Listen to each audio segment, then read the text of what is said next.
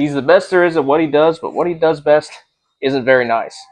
Good evening, everybody, and welcome back to my channel. I am the crazy short hairy dude, a little less hairy at the moment. Uh, I went with the mutton chops because we are talking about Wolverine today. And I'm going to take this helmet off because I can barely hear anything. Plus, it doesn't really fit well. So, yeah, don't mind the balaclava for now. Anyway, yeah, we are talking about Wolverine, one of my favorite comic book characters. I kind of go back and forth between him and Batman being my number one. Um, but yeah, favorite Marvel character of all time. Of course, Spider-Man is fantastic, and there's all kinds of great comic book characters. But I gotta go with Wolverine. He is in the comics. He is short, hairy, and angry, and well, I relate. So, anyway. So yeah, Wolverine has been around for a while, not as long as some of the other ones, but he's been around for several decades now, and he made his appearance at first not in an X-Men comic or his own comic book, but in a Hulk comic. For those of you who don't know, he was created to fight the Hulk. Yeah, he was created by Len Wein and a couple others. They're at Marvel, who were working on the Hulk and several other comics at the time. But they wanted a character who could stand up to the Hulk, but wasn't this big, bulking, huge creature. So he made his debut in Hulk issue 180, right at the end of the comic. Um, and he comes in the yellow and blue suit. Hulk is to kind of set the story up. Hulk was in Canada, and there was this creature going around called the Wendigo, which is this big hairy beast in the comics, and the Wendigo is kind of terrorizing the area, and Hulk is kind of lured up there to, I guess, try to stop him or something. I don't know, but anyway, Wolverine shows up. He's a government agent working for the Canadian government in the Weapon X program, and he comes in to try to stop uh, Hulk and the Wendigo. Um, so, uh, but he makes his full comic debut in issue 181 of the Hulk, where you can see he's in the classic blue and yellow suit. His mask is a little bit different, but he's got the claws, everything. Now, at first, the claws were just part of the costume. They weren't part of his anatomy.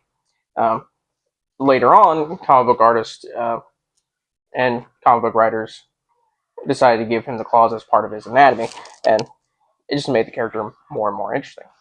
Um, yeah, he made his debut there.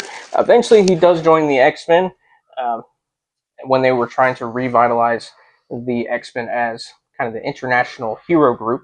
They brought in the Canadians, like, oh, the Canadian, let's make him a mutant.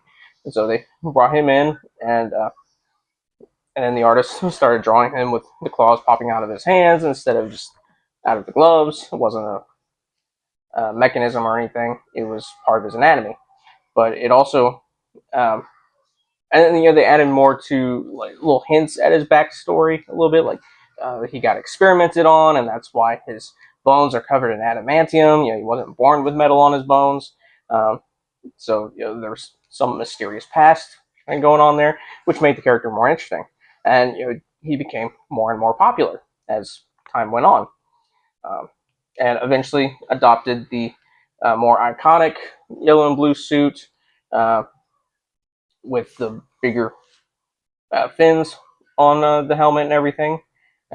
Something more akin to this kind of look here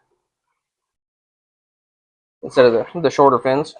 I kind of like the shorter fins, but so I don't mind these so much.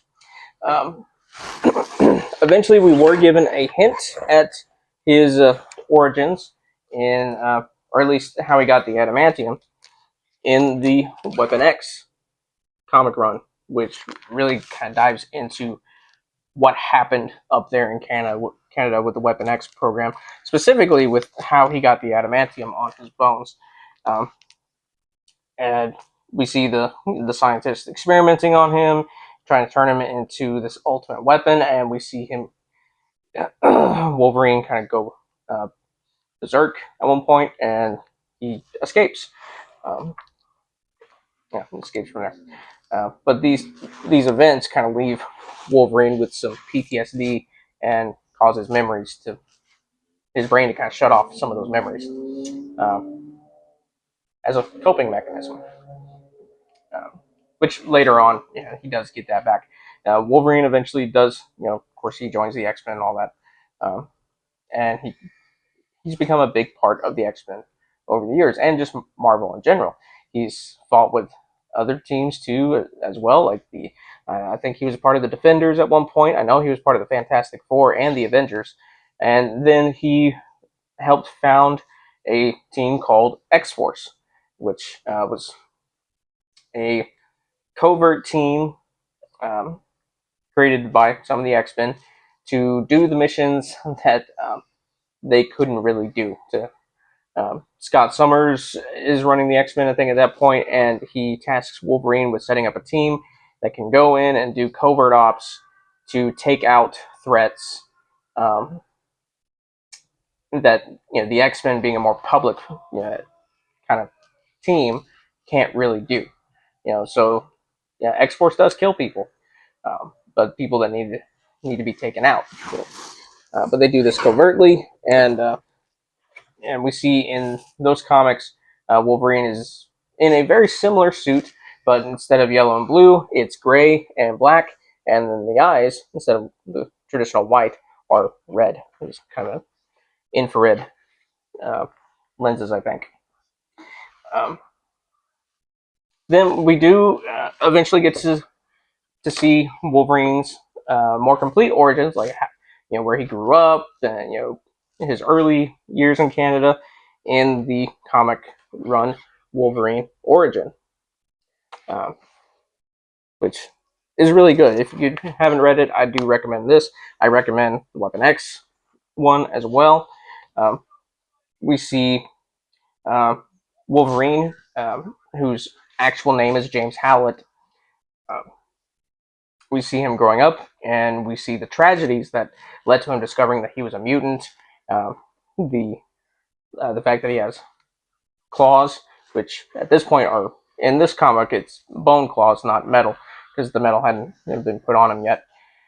Um, and we see these different events that transpire that turn him into the character that we all know and love, um, and feel pity for at times. Uh, Wolverine did get his own comic book run at one point in kind of the height of his popularity, or well, towards the height of his popularity. This certainly helped elevate him even further.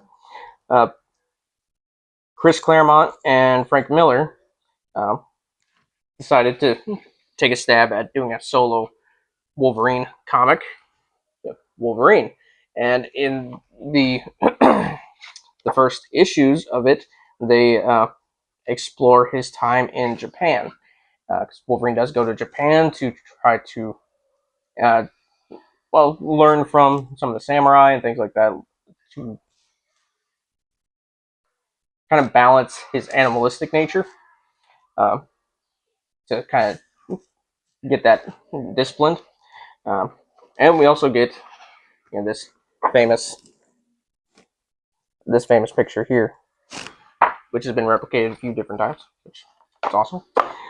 So yeah, I do recommend that one as well. There's a lot of great Wolverine comics out there.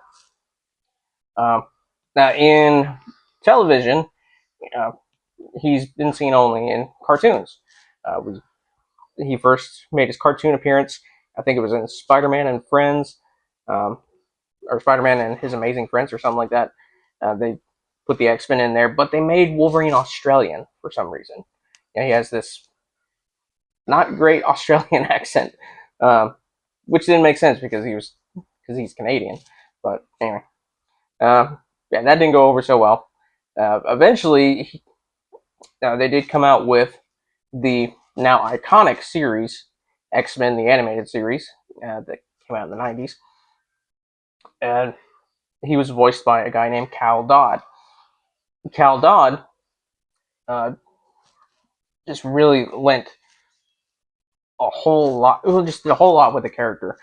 He made him gruff and tough, but he also showed his more caring side and his struggles, his internal struggles. Because Wolverine is essentially immortal due to his powers. And we'll go over that real quick. His mutant abilities include not only the claws, but he has uh, regenerative capabilities, a healing factor, if you will. Um, so he can heal from any injury. And in fact, he was present during one of the bombings, one of the atomic bombings during World War II in Japan. I can't remember if it was Hiroshima or Nagasaki. Might have been both. I don't know. But he was present there and survived. So, yeah, he's pretty tough.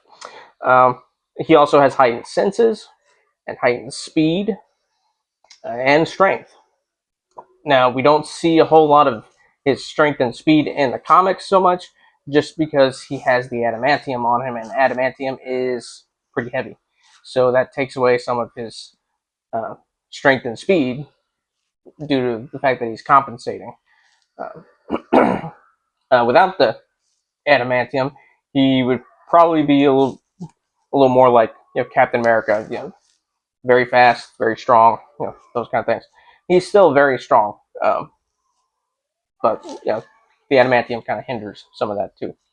Um, anyway, so yeah, so Cal Dodd did a fantastic job in that, and then we uh, see him again in cartoons in the series X-Men Evolution, which it was okay, and then Wolverine and the X-Men, which was fantastic. They only did one season of it though, which I don't understand why. It was a great show. Um, in fact, I have it on right now. In this particular episode, Wolverine is fighting the Hulk. They're doing an homage to his first appearance, where he's fighting the Wendigo and the Hulk, and it's really good. Um, and in this series, he's voiced by Steve Blum, who has voiced the character a few different times now for video games and some animated features and things like that. And he does a fantastic job. Um, Now, Cal Dodd has reprised the role of Wolverine for the series X-Men '97, which picks up where the original X-Men series left off. Uh, and again, does a fantastic job. Um, yeah. Now, in movies, the character has only been played by one actor, Hugh Jackman, who almost didn't get the role. Um, it, they had hired uh, this actor, Doug Ray Scott, who you might know him from. He was the villain in Mission Impossible 2. And in fact, it was that film. They were doing reshoots and things like that, and the scheduling just did not allow him to play Wolverine, so he had to drop out. And so they were kind of left going, okay, what we got to do now? Someone suggested Hugh Jackman, and they didn't think it would really work because he was just coming off of a run on Broadway in the musical Oklahoma. So he goes, "Oh, Oklahoma!" Just, yeah, kind of odd there. But he came in, he auditioned, he did a fantastic job, and they hired him.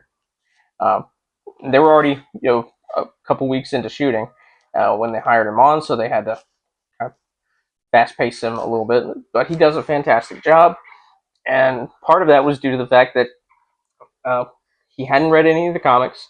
There wasn't much of a comic film fan base at that point. Um, but afterwards, just it grew, and so he does a fantastic job with the character, and has for the last 20 something years. Uh, in fact, he might be the longest running actor to have played a character in a comic book film. I think him and Wesley Snipes are tied uh, for that. Wesley Snipes for Blade. Anyway, course, Hugh Jackman has done a phenomenal job with the role. The biggest difference in his portrayal and the comics is the height. Now, Hugh Jackman is like 6'2", 6'3", something like that, and in the comics, Wolverine is 5'3". He's more my height, actually. I'm 5'3". Um, yeah, he's a short, hairy meat brick. He's in much better shape than I am, but I digress. And in the movie Deadpool and Wolverine, they kind of make fun of this a little bit by getting a short, well, a comic accurate Wolverine in there. He wasn't comic accurate. The guy they got was like 4'10", uh, maybe 4'11", and so he's a few inches shorter, which he's like down here, uh, and he was pretty skinny too. So yeah, it wasn't exactly comic accurate. Uh, but yeah, I think the shortness in the comics kind of lends to the character a little bit, and I'm not saying that just because I'm biased. Uh, he's a character that when people first see him, they don't take him too seriously, but then he has this look like he can tear you. He'll rip your head off. So yeah, he's a short, hairy, just walking muscle, um, and people are afraid of him because of that. Uh, so yeah, that's really kind of the character there. Now,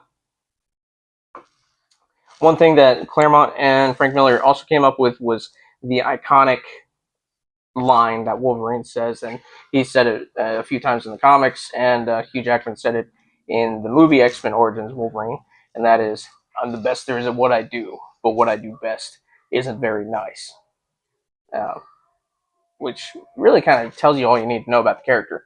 He's an anti-hero, but with he has a sense of self-loathing about him. Um, he knows he's a killer. He knows what he's capable of, and he doesn't always like that part of himself. Um, which I think a lot of us can relate to that. There are things about ourselves that we don't necessarily like, but we try to move on and work on the things that we don't like, and all those things. Um, some of the best Wolverine comics I've already mentioned: Wolverine Origins, the Frank Miller, Chris Claremont run on Wolverine. Weapon X is phenomenal. I would also recommend, if you want to learn more about the character, Old Man Logan, which is another great storyline. And we get to see an older Wolverine who has uh, put away the claws, so to speak, for a number of years. Um, and then he's kind of forced to pop the claws again. It's kind of an alternate future where villains have taken over the world, and the United States, well, North America, is basically this kind of wasteland.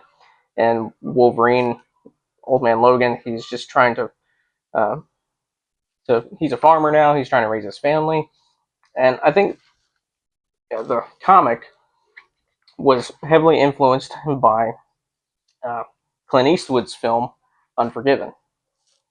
Um, and then, of course, the movie Logan was inspired by that movie, and also by comic here. And another couple of notable ones, which are great, is Death of Wolverine, which dude, he's immortal. How can he die? Well, as it turns out, he gets a virus that actually deactivates his healing factor. So, yeah, that happens, and then someone puts a bounty on him, so all these people start coming after him. So, yeah, you got all that to deal with there. It's a really fantastic story. I do recommend that one. But of course, being comics, you can't keep a good superhero down. So you got Return of Wolverine, which was uh, done by the same team behind Death of Wolverine. So there's some consistency there. Now they did do something in this that I didn't quite enjoy, and that was they gave him a new ability to superheat his claws. I mean, where did that come from? Yeah, didn't really. I mean, there were some cool moments in the comic with it, but it didn't really make a whole lot of sense.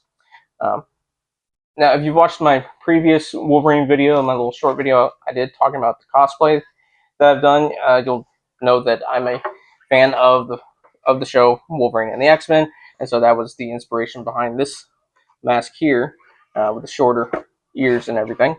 Um, this one, unfortunately, does not really fit too well anymore. Um, yeah, it's a little tight right here, but then very loose on the head, so it doesn't really fit anymore. That's why I prefer this one.